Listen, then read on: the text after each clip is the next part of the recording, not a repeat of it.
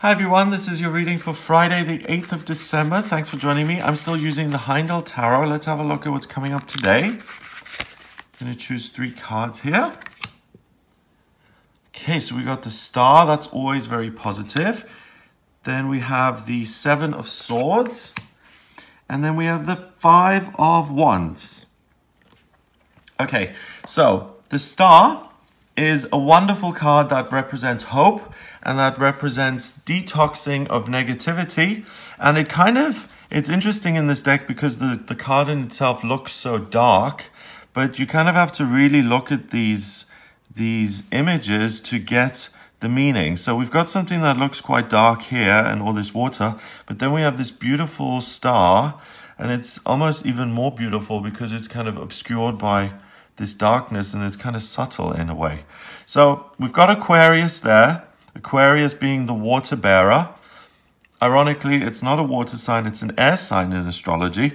The Star is all about letting go of difficult emotions, getting vulnerable, in this case, washing your hair, getting rid of all the stuff that you've held on to, which is a really nice metaphor for letting go of negativity by just washing your hair and getting rid of all the stuff that's been stuck in there, the grime and the negativity and the messages that you've picked up.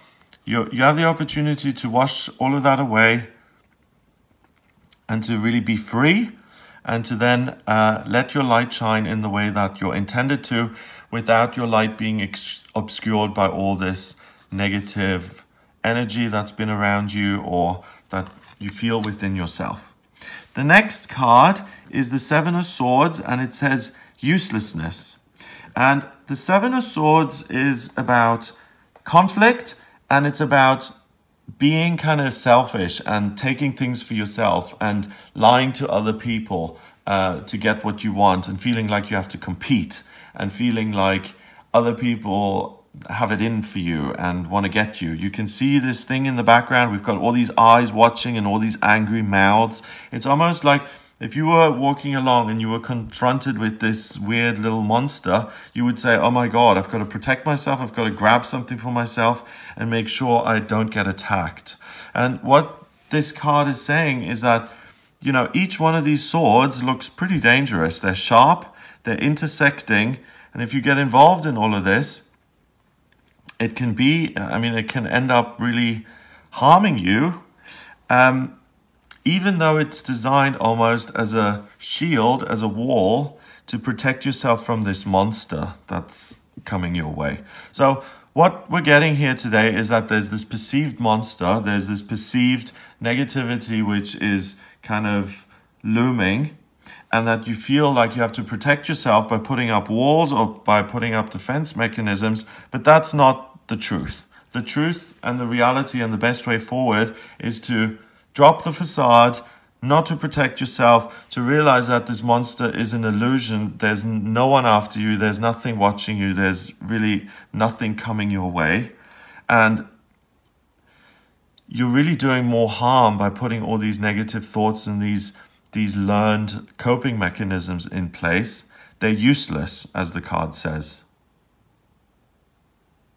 It's like people who, when I lived in South Africa, I heard this statistic that, people get guns to kind of try and protect themselves from crime.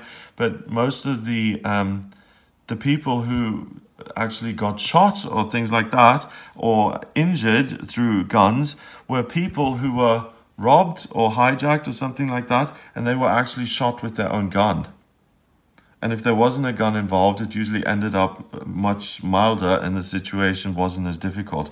So by kind of, retaliating and saying, I need to protect myself in whatever way, you're just making the situation worse. And what's much better is to just put your hands up and to say, whatever comes my way is going to come my way.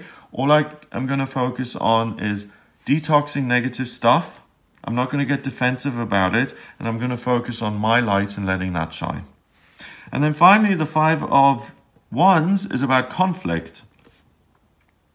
And conflict comes via other people. Same thing here. So this could be the perceived monster, that other people are being really aggressive or People come to you with problems, which could trigger something off in you, or they demand something of you. If you were a good friend, you would have defended me, or you would be supporting me right now, and all of those things. So the message here for today is that something is coming towards you. Here we've also got some sort of misshapen kind of immaterial, kind of nightmarish figure kind of being blocked by these 5 wands, and the same thing here. So it seems that something in the outside world comes to you and you don't really appreciate it. Like, let's say it's someone who's angry at you and who says, listen, what you did last week really bothered me and I want to talk about it.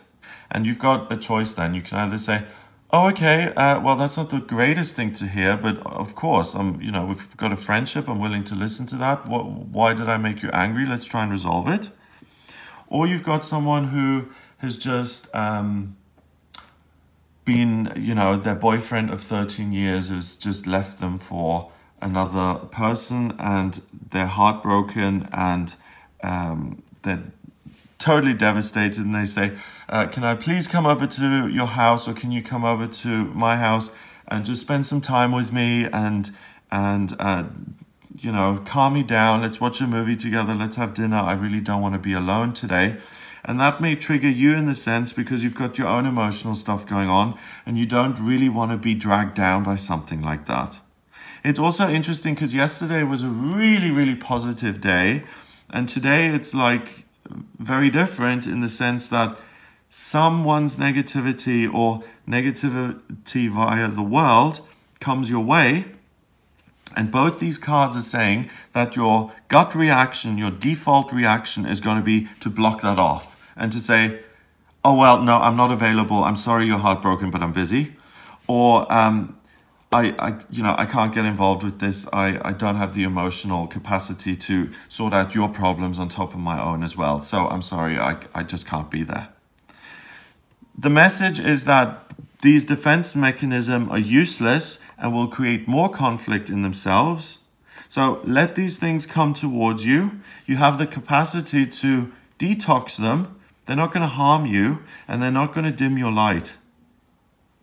And if you're able to resist that instant urge to say, okay, wall up, I'm not participating in this, I'm too vulnerable myself, I can't deal with it, go away, then you possibly create more difficulties in your own life, because that friend then kind of says, well, you didn't help me when I most needed you, or, and then the friendship is under pressure and then you feel bad about it. So the best thing to do is just to resist that urge to totally just run away and to detach yourself. Be there for another person. Be of service to them. These monsters can't touch you. You're the star. You can wash them out of your hair once you've helped your friend. And at the end of the day, you'll feel like a star because you've made a positive contribution. You've been a humanitarian and you've done something for someone else. I mean, that's the thing often. That's why we don't get overly involved with other people, because sometimes it's like, oh, I'm in a bad place already. Can I go into this situation without drowning in it myself? I need to protect myself. And that's reasonable sometimes. Not today. Protecting yourself is going to make things worse. Realize that you're untouchable in spiritual truth. Deal with whatever someone else delivers, whether it's scary or really scary, doesn't matter. It's as simple as just shampooing your hair and you're going to be fine. So you're really the person who can be there for someone else, who can really save someone really from being in trouble. Like someone who's just, like, for instance, with that boyfriend, when they feel totally heartbroken and devastated, if they have no one to talk to and no one to kind of support them or hold them when they're in pain or comfort them, then they can really be in trouble. They could do something stupid. They could do something to injure themselves. So sometimes we need each other, and sometimes we have to kind of put our own needs aside to be there for other people. It's just one of those things. You know, we are all connected, and that doesn't just mean we're all connected when things are positive and happy. It also means we're connected when someone else is suffering, and even though we don't want to sometimes spend our day consoling someone else, sometimes that's the best thing we can do for another person, whether they're grateful or not. Now, number-wise, we've got 15, 16, 17. And 7 is 24. And 5 is 29. And unsurprisingly, 2 and 9 is 11. And 11 is the master number of service. So that's what you're being asked to do.